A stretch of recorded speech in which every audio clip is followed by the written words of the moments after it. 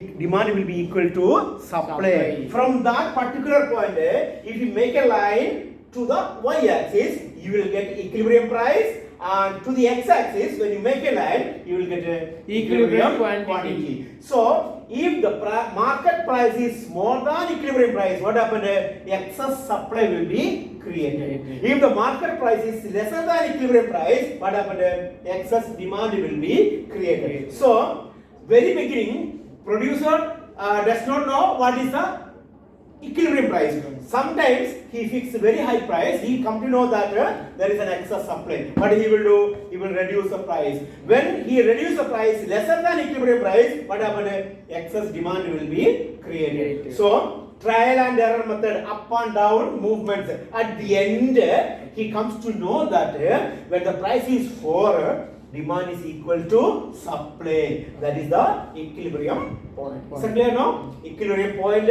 equilibrium price, equilibrium quantity. Is it clear now? This is the way how the price is determined in the market economy. Move. Again, next slide. See. I'll show you.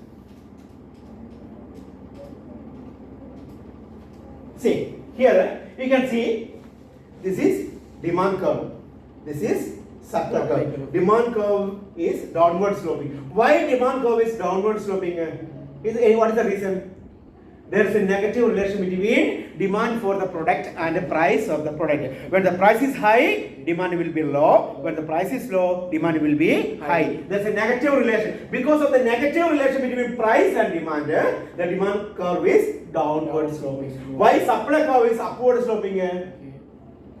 Supply curve upward sloping means and the supply when the price is high, supply also will be high. Yeah. When the price is low, supply will be low. There is a positive relationship. So demand curve slope downward, supply curve slopes upward. So market demand has an inverse relationship. Demand curve has an inverse relationship with the price.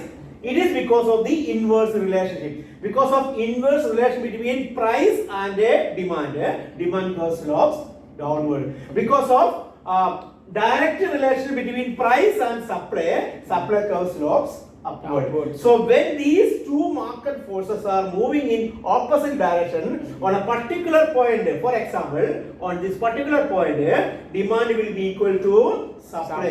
Demand curve is a different combination of demand made by the people, and supply is a different combination made by the producers. So this point falls on both demand curve and supply curve. Therefore, both consumers and producers are happy if the price is 3 rupees. Therefore, this price 3 rupees will be known as equilibrium price. And this quantity 30 will be known as equilibrium quantity. And the point E will be known as equilibrium point. Is that clear now? Point E will be known as equilibrium point. Price 3 will be known as equilibrium price. Equilibrium quantity. Suppose the price is 5 rupees. What will happen? So it will create excess demand. Excess supply. See, excess supply. It will create excess supply. Is it good for the economy? No. No, it is not at all good for the economy. Resources will be wasted.